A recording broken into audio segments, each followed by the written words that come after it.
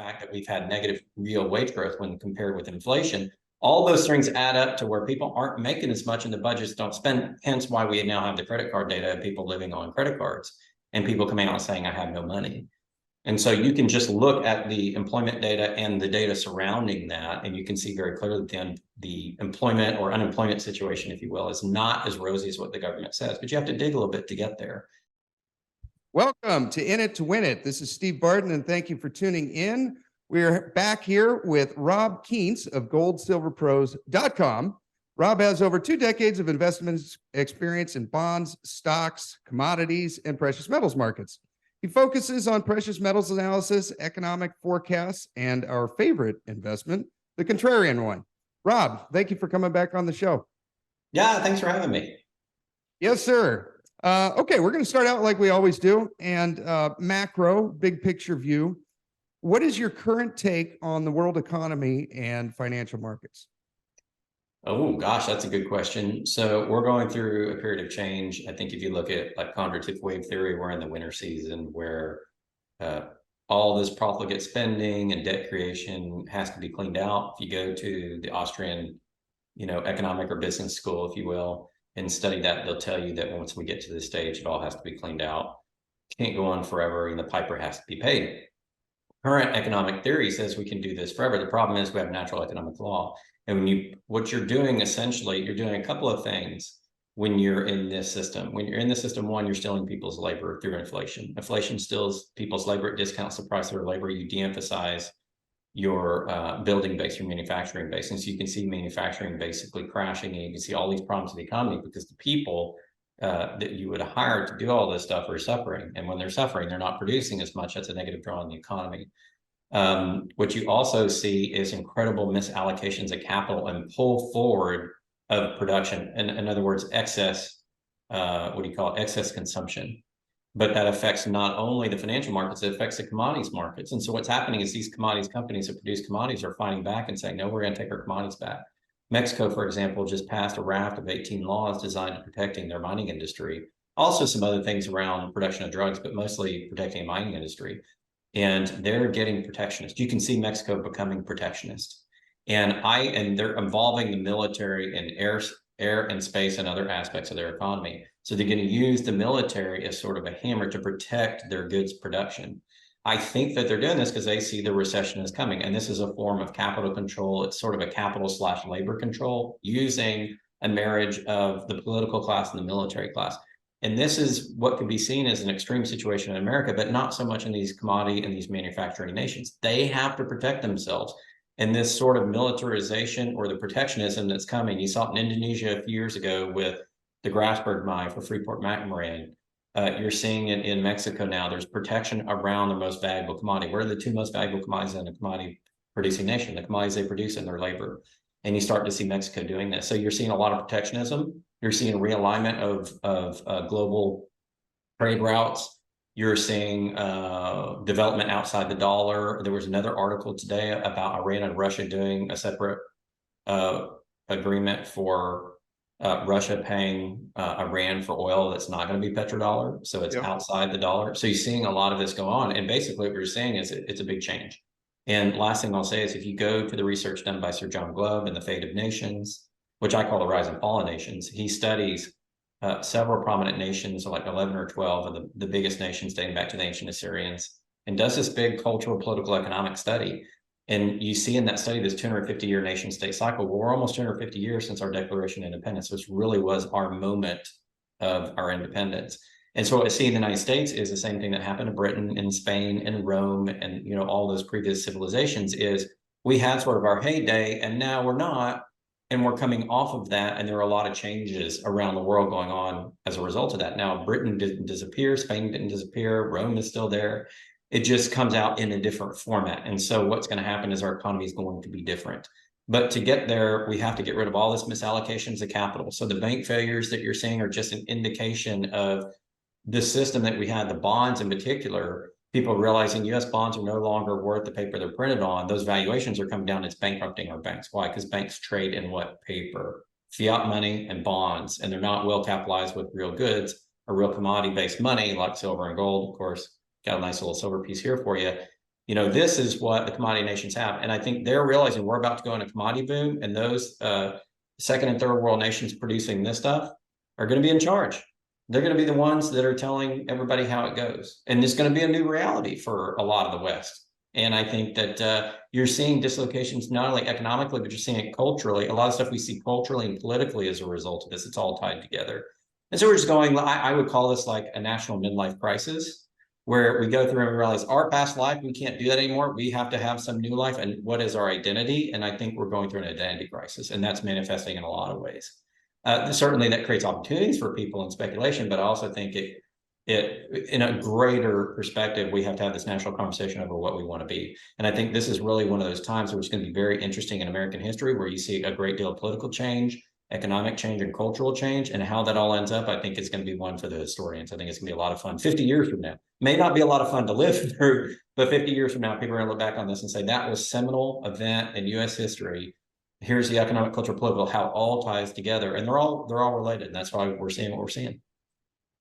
Yeah, I think it's a slow unwinding of enjoying the reserve currency, and a couple decades from now, I don't think we're going to have that privilege anymore. We shall see. We shall see. Okay, on to gold and silver. What are some of the biggest tailwinds that you see right now for gold and silver? Well, we have softening economic data. I just did my weekly market wrap up on our channel, where I look at economic data in the gold markets and the stories of the week. And the economic data is softening. We still have, real estate is softening in terms of housing starts and permits and things. You have the labor market weakening. The consumer is tapped out. I was just looking at consumer data for that video. And not only are wage rates negative in real terms, meaning inflation is higher than what workers are getting paid. So even though their salaries are going up, the goods that they're buying are going up faster. And so we have a negative wage growth, which means people are suffering. The paychecks are not stretching as far. And they're using gradually getting poorer. Yeah, just slowly getting poor because of the tax of inflation, which I mentioned earlier. And their credit spend has exploded. And so now we're at a point at which nobody has any room to run. The corporates are all debt laden, the consumer's debt laden, the nation's debt laden. Something's got to break here. So I think that's, sort of an issue. So overall, the economy is sputtering. When I was looking at the Dow Jones and some of these other markets, it looks like we may be hitting a double top in the stock market, where you have a top, a little bit of a drawback, another top, and you can draw a line underneath both tops. It's called a neckline. We're sitting on one of those in Dow Jones, and it hasn't formulated yet, but we're at almost at the peak of the second peak, or the top of the second peak. So it looks like maybe 6 to 8 months from now, maybe a year, it looks like we could have a pretty big rollover in the stock markets. And that makes sense when you look at the bank failures, when you look at the softness in earnings, the softness in manufacturing, the softness in inventories. People aren't demanding as much. People are spending everything on credit now. That economy cannot continue going like it is. Something's got to give, and it's going to give. And I think it's going to hit that stock market before too long. We're going to see a nice little correction in the stock market. Yeah. I'm going to share my screen real quick here, and we can take a look. This is central bank gold purchases, and this goes back to about 2010. And we could just see a parabolic move here in the last few quarters of central bank purchases of gold. So some of the smartest money in the world sees that. And what that chart will show you, if you graph it out over a longer period, they bought more gold during that period than they have in the history of that tracking. Over 100 years. The most ever. I think it was according to the World Gold Council, put that chart out. A chart like that, a little bit longer dated one. The demand last year was higher than any point in history of the U.S. since we've been tracking that globally for all the central banks, the last 100 years. So not only the central banks getting into it, but they're getting into it like big time. And that's because the new banking standards, the new Basel standards make gold a high quality liquid asset. And I think whenever we go through currency resets or currency transitions, they do it with gold. Gold is that anchor in the system. They do it towards, and that's why the central banks want it, because they're like, oh, we're going to go through a currency transition, gold, gold, gold, gold. And so they've been buying it. And I think their signal for that was the Great Recession. Once you had those original banking failures with Lehman and they saw the system, they knew, okay, we only have so much time to recapitalize with gold. And so a lot of the world central banks are doing that. It's really to buoy their balance sheets. Now with Basel III too. Yeah, with Basel 3. And we got Basel 4 standards coming down the pike, so it didn't Oh, is stop. it really? Yeah. That'll be a whole nother set of shows. Okay, so those are the tailwinds you see for gold and silver. What are some of the biggest headwinds you see right now? What are things that could um, be bad? Delusion and lack of truth. So Arthur Schopenhauer said a truth is a funny thing. At first it's ridiculed, then it's violently opposed, and then finally in its last stage it's accepted as self-evident. When's the last time in the country we accepted something as self-evident? These truths are self-evident. Where does that come from? It comes from our Declaration and Constitution. We're about to go through another era in which the truth is violently opposed, especially the economic and cultural truth, but the truth will come out and eventually people will accept it as self-evident. And so it's just a matter of people accepting the truth. It doesn't matter really at this moment. It matters what you believe because perception matters, but the data doesn't lie and it's not changing. So at some point in time, people are eventually going to accept the truth. And I think that's when you see the big changes are going to occur. But we're in an area in which people don't, nobody wants to look at their golden age and say, okay, this is ending and we're going to have something different. People don't want to do that. So I think truth is the biggest headwind. It's not the data. The data is clear. It's people's acceptance of it and what they're going to do with that truth. Okay. What you briefly touched on it, but can you dive a little bit deeper into the jobs data? You follow that quite a bit. I follow it quite a bit. There's been, here's the problem with the jobs data. When you look at what the BLS does, they have two surveys, the employer's survey, if you will, and then the household survey. And they haven't matched in a long time. There's been a big gap. And the household survey was much more bearish. And that's the first thing. And when you look at that, what you see in the household surveys, it's more realistic. It more matched up with the ADP, which is the independent payroll provider data, matched up with the household data on the BLS survey, Bureau of Labor Statistics. The employer survey, the establishment survey was off. And independent researchers figured out it's because they were double counting people that had multiple jobs, other discrepancies. And what the BLS did was they said, nah, we're just going to raise the numbers. And we're just going to adjust. And they went and did this blanket adjustment. And they went retroactively. So now all the numbers just look different. And their explanation was, well, our sample's a little off and we just adjusted it. But when you go look at that press release and look at the employment numbers, they basically admit our samples are not correct.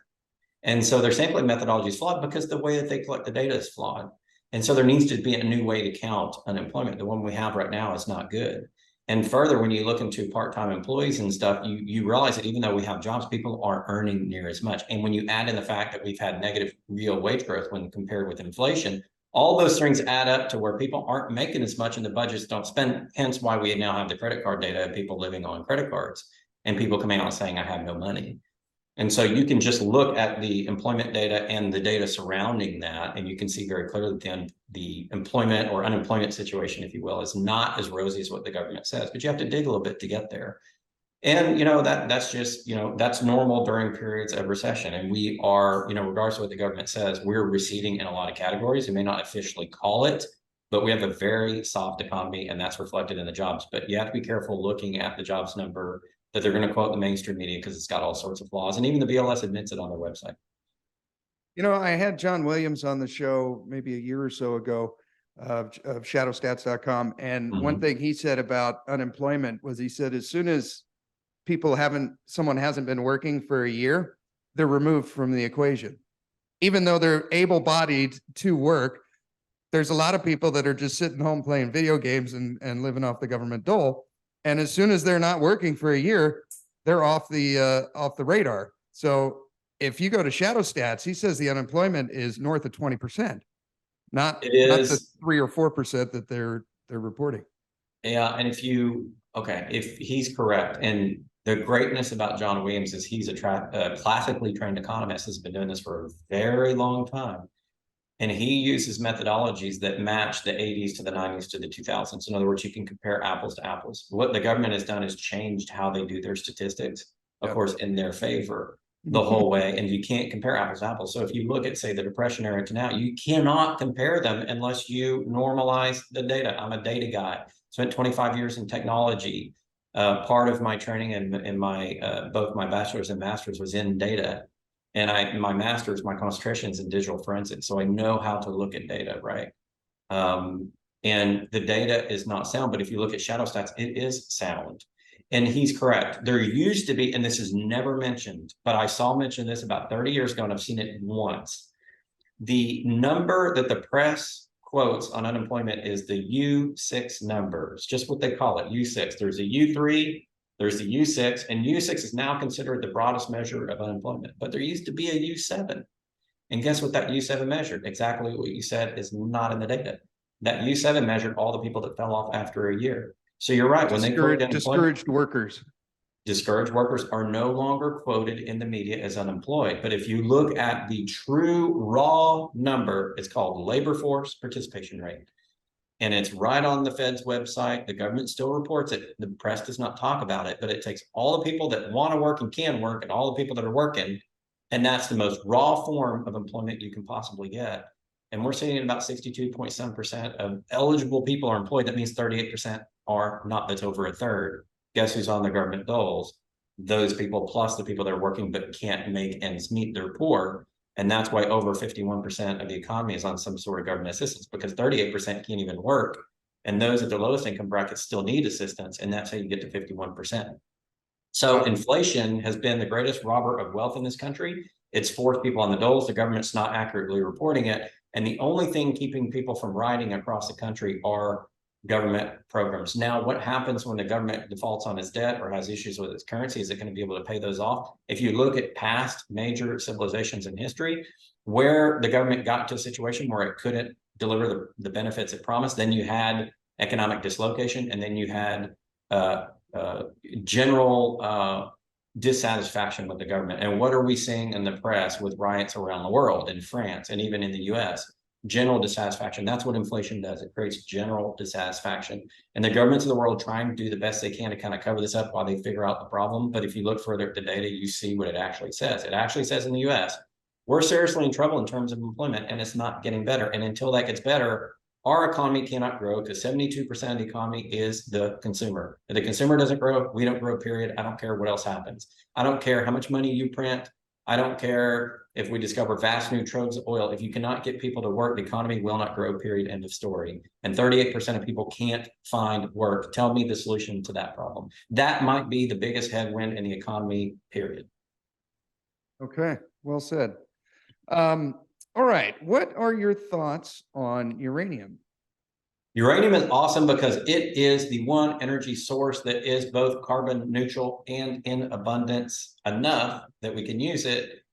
And it'll fit ESG programs, and it's got the highest return of power per dollar spent of the major ones that we're using right now. We're not talking about potential fusion and fission and those types of things, but what we're using right now, nuclear is the answer. And if you want baseload power, you go nuclear. It's the only way to get that much power in a small package to support the world's needs. What happened to Germany? They turned down their nuclear. They had issues with Nord Stream in the Russia-Ukraine conflict. Two sources of their baseload energy that powers home. Baseload means powering homes, not your mobile energy like your car, but your baseload. You know, we're charging our cell phones, stuff like that. All the stuff that we use to talk on this video is baseload. It comes through our computer, right? So that baseload power, the main power usage that we all use in Germany, they lost two of their main sources. What are they back to? Coal. Now tell me how coal fits into their ESG programs. It doesn't. It doesn't. They should never have turned down the nuclear. Nuclear is cleaner than coal. Coal may be more abundant. Nuclear is cleaner. So there's some insanity going on right now in terms of the nuclear market. But what's happening is, with that uncertainty in Europe, there's been renewed demand. And overall, if you look at China and Japan restarting, and even parts of Europe and the United States, there's this incredible pent-up demand for nuclear. And even the governments are starting to say, okay, maybe we need to depend on nuclear. They want to go all renewable energy. The problem is with solar and wind, it doesn't work. There's not enough hydroelectric. There's not enough geothermal. You're going to have some sort of naturally produced or energy produced from something that you mine out of the ground, whatever it is, whether it's natural gas or coal or whatever. Nuclear just happens to have the best profile, and it fits all the ESG needs. So it's going to come back because we have no other choices. If we go to all renewable sources, that's bad, because we're not going to be able to run our economy. You're not going to run a factory off of solar, and you can't power a train. If you want a train and you want to get cars off the road, guess what you have to do? You have to have nuclear. If you want to charge Teslas and get electrical vehicles in here, you have to have nuclear. You cannot do it with anything else, period, end of story. So all that being said, I'm very bullish nuclear long term. And I think the next 5 to 10 years is going to be the start of the nuclear heyday. And I think that's going to last for some time until we come up with something else. If we're lucky and Nikola Tesla's right and we have 0-point energy, good. We have 0-point energy. But the reality is that's probably 100 years in the future. For the foreseeable future, the next few generations, it's got to be nuclear. There's no other way. Or are you playing the nuclear bet? So basically stocks and things, although I'm kind of sitting on the sideline, there are royalty companies like UROY, I think might be the only big one in that space. Nuclear, by the way, is a very small market. It's smaller than, the precious metals markets overall. And so it doesn't take much to move that price around. So there's only one royalty company and a few really good companies around the world and a bunch of some pretty good ones. So I would look at the most common stocks and things, but I like a royalty company because it takes a lot of the risk out. Now, UROY, not producing on all the properties are a little bit early stage, but man, the royalty companies do very well. If you're just getting nuclear for the first time, go royalty because that model is a financialization model over the market. And what they do is they come in pennies on the dollar and buy up some of these supplies and then make a lot of money. And people may say that's negative for the industry because you're buying up commodities cheaper, but what they're doing is they're giving startup capital. They're not selling at all, but they're creating these royalties and streams that's help these companies finance when they can't get bank financing. And so it's a positive. The royalty companies do very well. And if you look at gold and silver market, royalty companies have been doing well for 10 years. And so royalty companies are a good way to get started, but also maybe look at your major producers. You can play the commodities itself via ETFs and things, although uranium market's a little funky and weird that way. It's not as well connected as some of the other markets. So the one thing I would say is be a little bit careful in uranium. It's a small market. Things can move, pretty big when they move, and just be careful of that. But the main thing is don't get discouraged on price falls because once uranium hits, I think that market could potentially be more explosive even than silver because the demand for uranium is going to be so hot and the supplies are so tight that I think if you're in any decent investment, you're probably going to do okay, I would think. Your thoughts on copper? We talked about copper 5 months ago at the VRAC where we met, and you called it. You said, I think copper is going to fall a little bit from here. Not quite yet. How do you feel about it now? So people often call copper Dr. Copper because it trades along the lines of where the economy goes. So in other words, if we're having less demand in the economy, you're losing less copper prices fall. And for the most part, that's true, although there's not a one-to-one correlation. But really, copper is a big indicator of how well we're doing. Since we're heading into a recession, demand for copper is going to go down. But that does not change the long-term profile of copper. Copper is needed for everything. It's needed for electrification. Any green program you have, copper and silver fit right in. So in terms of industrial use and electrification, copper and silver are sister metals. They must go hand in hand. There's no other way. It has to be that way. Copper is the only way you're going to electrify India. Copper is the only way that you're going to electrify China. Copper is the only way you're going to electrify Africa.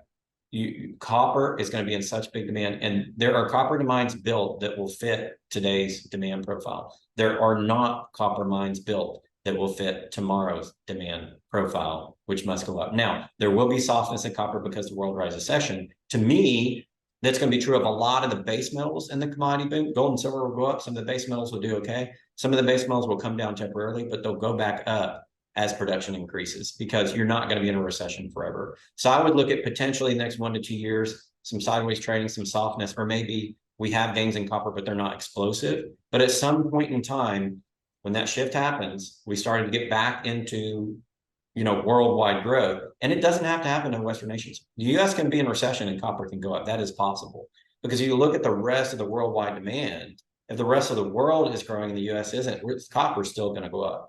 But it's when, it's after we go through this, 2 to 3 years of cleaning out all the garbage, and then we start getting back into growth. If the Great Depression's any measure or any past serious recessions any measure, the next 20 to 30 years is an incredible period of growth. And that's when you're going to see copper absolutely blow the doors off. And I don't think necessarily it will trade down a lot during the recession because there's going to be a lot of demand. I think there's the potential for some softness. But man, if you're interested in copper, I'm a big, big, big, big fan of copper. Okay. All right, cool. I am too. I just took Rick Rule's electric and battery metals boot camp, and Oh, I bet that was chock full of all sorts of good info. Oh, yeah, that was so great. I'm on my second time watching it. Mm-hmm. Okay, from listener questions from Collect Silver. How old were you, Rob, when you first realized the value of sound money such as gold and silver bullion? I kind of always knew because my older brother David, when I was about 6 or 7 years old, handed me some silver coins, constitutional U.S. money, pre 1965, and he said, "Keep that. That's an investment." And I was a kid and I understood it was different, but I didn't understand the significance until I got older. When I was in 2008 during the crisis, I was working for Ernst & Young and I did this mortgage project, and I saw the industry from the inside. And I said, oh my God, this is not what people think it is. We were looking at 52,000 loans of data. And I said, oh, Katie Barr, the door, this is going to be bad. And boom, crash, right? That's about the time that I started studying economics. And I got into the difference between Keynesianism, which is what I was taught growing up in school. Because remember, my bachelor's is in business with a concentration in technology, master's is in cyber. But my traditional is in business. And so I took accounting, finance, marketing, all that stuff, international business, And through that, I was taught one thing. And then I saw in the world something else. And I said, this isn't making sense. The theory that I was taught doesn't work. Game theory from Nash, all that stuff you're taught in economics, it wasn't jiving, right? And so I said, okay, let's go look at it. And I did this big study and I came across Austrian economics and I thought, and when you look at Austrian economics and what was going on in 2008, it was like, that's it. That's the explanation. And I didn't come across it because I'm an ideologue. I came across it because it actually freaking made sense. And I'm like, okay, this makes more sense than that. And since 2008, Austrian economics has made more sense. The Keynesians and the MMTers are not correct. It's blowing up all in their face. All the stuff that they did is blowing up all over their face right now. Like they shot the cannon, it blew right back up in their face. And so, that's when I started getting into gold and silver. Is really when I was an adult raising a family, and I lost my job. The only time I ever lost my job, even though I created like $10 million for the company on that one project, they fired me. What's wrong with you? And so I began studying the economy, and that's how I came into it. And ever since, it's, I wrote the book and I've been writing and stuff ever since. And it's been the sea change, but it's because the experience that I went through that taught me the true value of a dollar versus the true value of gold and silver. And that's why I'm a big gold and silver advocate. Okay, cool. What is your favorite piece of collectible silver that you own? Oh my goodness. Well, it would have to be my Silver's Freedom bar that we put out. I have the one on your Twitter? The one on our Twitter. So we created a Silver is Freedom bar. It's a 10-ounce bar with a custom stamp that we designed ourselves. It's custom. Nobody has it. We only created 90 bars out of a 1,000-ounce COMEX bar. So our friends over at Silverback Precious Metals and Forsyth Engineering ordered a 1,000-ounce COMEX bar off the COMEX. We cut it up and built in hand vacuum casting machine 90 of these 10-ounce Silver's Freedom bars. And they're very unique and they're very collectible and we love them. And we're going to create some more designs going forward. So to be the designs that we create, we're going to have our own design studio and creating our own bullion. But before that, I would have to say, boy, that's really tough. There's so many good designs. I would say anything created from like the Lydian Mint or any of those custom mints where they have the most beautiful products that are truly unique, that aren't just flat. I love this kind of silver, but this is a flat silver and it's gorgeous, by the way. But there are designs, if you go to custom mints around the world, they're very proud about their designs on their silver, and the coins are just breathtakingly beautiful. Lydian's one, there are plenty of others. And look for the ones that aren't the big ones. Look for the ones that aren't the American Eagle. Some of those custom designs by those other country mints are absolutely just will blow you away. And they come with a premium, but you pay it because it's just so breathtaking how beautiful they are. Yeah. Okay. From Roscoe Tanner, is there specific timing for the silver bull market, or do we just have to wait it out? I think basically what he's asking is, how do we know when to sell? Well, you know when to sell when everybody says to buy. So the classic buy low, sell high. So when everybody is your market, that's who you sell to. Why would you sell in a market when there aren't as many buyers? If you know that demand profile is going to increase, you sell into that market, you sell into strength. So you'll know to sell when everybody else wants to buy. And you'll say, okay, there you go. But you'll also, that's the common way. That's the easy way if you're not into the data. If you're looking at the data, what you want to do is look at the economy. When the economy is at its sickest point, is at the point, from that point, if you look at 2008, 2009, we had the calamity. When did gold and silver peak? 2011, about 2 years after. There's an overhang of where people will hold on to that and bid it up until they feel like we're out of the woods. And so it'll probably be a couple of years before any sort of big recession. or I'm sorry, after any sort of big recession, you'll start to see a peak, and you'll start to see everybody talk about it. Everybody's in it. We're way above $50 in silver this time. Maybe we're at 100, whatever. And you start to get it's on the 5 o'clock news. It's on the 5 o'clock news. Your cab driver's talking about. That's a good sign. But look at the data and look at the ratios, and that will tell you. But when we start to get an economic recovery, that's your ticking clock for when you may only have a year or two left. And then that's going to be the end of that bull market. And there will be a time in which to sell your gold and silver. Yeah. Keep watching channels like ours, and you'll be. I'm going to share my screen here real quick. This is out of Gold Charts R Us. And this is basically how many ounces of gold to buy the average U.S. house. And we can see this goes back to the 60s. And we can see in the 70s, at the beginning of the bull market, it took 800 ounces of gold to buy one house. And then fast forward a decade later, and it only took 100, right? Yeah.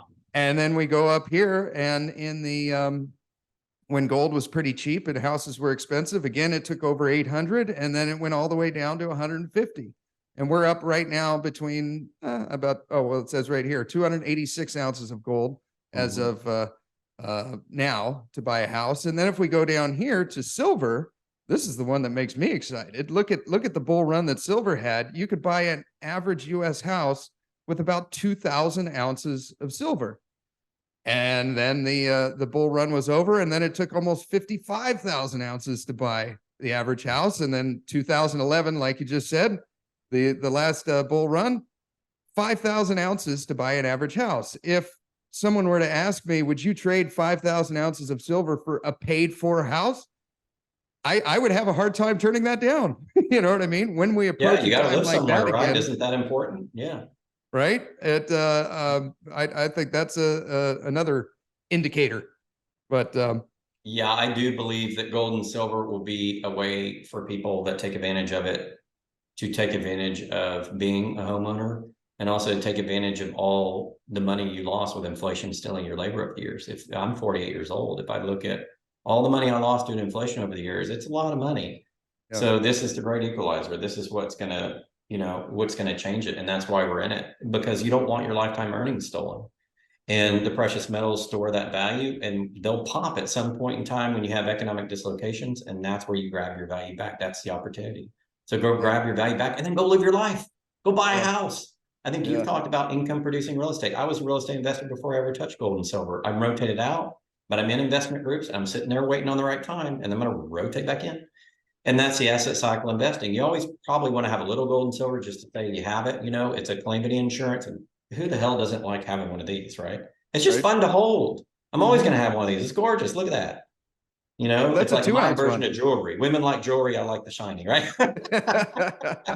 So always have some, but you want to spend it because that's what it is. It's money. It's classical, true nature's money. What are you going to do with it? Well, you got to eat. You got to live. You got to drive. And you got to go have some fun. So what are you going to do with all your gold and silver when it pops? You're going to do some of those things, right? That's what it's there for. Yeah. Okay. Carlos from Spain, our last question. Question for Rob. Does he think that we will live in the next few years a silver rally like the one that happened at the end of the 70s? Oh, hell yeah. I mean, we almost had one back in Silver Squeeze a couple of years ago before, the market stepped in and tamped it down. And by the way, that's public knowledge. The market said we can't let silver give above 30. It would have affected, the international markets for silver. They need silver. And so this time, though, they're not going to be able to stop it because you're going to have everybody coming in. At one point in time, silver is going to spike really hard. And it will, by the way, affect the world economy, and it'll have to come back down because silver has been industrialized. But I do think that we're going to have a big blow off in silver, and it's going to go way above 50. The inflation adjusted price of silver is something like $200. If you look at the 80s, $50 price, that's just inflation adjusted. That's not talking about it's more in demand. That's just saying if we get a real back to the mean valuation of the US dollar, silver is going to be sitting at $200 right now, given current conditions. We're not talking about any further economic issues. And so we know at some point that dollar has to revalue to its true value. That's when silver pops to 200 minimum. Now, if you take into account other things, other financial calamities, and the rush into silver as crisis insurance, that increases demand profile a lot. Now you've got a market force pulling up the price of silver. So you got the inflation adjusted price, and then you got market forces. So I don't know what silver is going to get to. I don't know what the dollar is going to look like in a few years. I think it's going to be the CBDC, right? That's what we're looking at, the digital version. What's silver going to trade at? I don't know. I mean, this is kind of a new situation we're getting into. But one thing I know is every time in history has happened in the past, gold and silver go up a lot. And if you look at the history of where silver price is, it's got to go up at least a couple $100 an ounce, I would think. Oh, okay. Rob, thank you very much. If listeners want to check out your YouTube channel, your website, we will put links in the show notes below. Is there anything you want to close on? Just say, continue to watch channels like yours. I think you're going to be on Liberty and Finance soon. That's an awesome channel. You know, there are so many great people across this world that have taken it upon themselves, much like you and myself and Elijah and others, to educate the public. And this is where you're going to get true information, and no disrespect to the mainstream media. They finally caught up to it. You know, I saw in the mainstream media last few weeks, they're talking about the end of the dollar. It came on Fox and CNN. And then PBS did this wonderful documentary called The Age of Easy Money, where they went and interviewed all these central bankers, basically saying, yeah, we screwed it up. It's not working. You had Stiglitz and you had Arian, you had all these guys saying, yeah, we screwed up. They're admitting it's the end of the dollar, right? And so despite what Powell says in his testimony today and Bernanke, they know it's the end. And how that manifests, they don't know. It's the end of the current iteration, and there's a new iteration coming. We know that's happening. It's out on PBS, for crying out loud. Yeah. Okay, so all the stuff that we've been talking about 10, 12 years is coming true. So if anybody doesn't believe it, go watch the PBS video. Go argue with PBS if you want to. You know, that's mainstream media.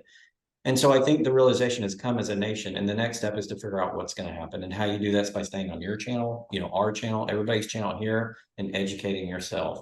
And the last thing I'll say is we're going to go through an era in which some of our institutions may not be as strong or responsive as they have been. And there's going to be a little bit more of it's everybody for themselves. I encourage people to get ahead by doing this, so that when you get into that era, you are prepared. Preparation is 100% here. If you do not prepare, I don't care how smart you are, I don't care how many fiat dollars you have, you're going to be in trouble. So prepare, prepare, prepare. But it starts with education. Education first, and then making decisions that are right for you, that make sense to protect your financial future. Thank you very much. GoldSilverPros.com. And thank you for tuning in. Hit the like and subscribe, and we will talk to you next time.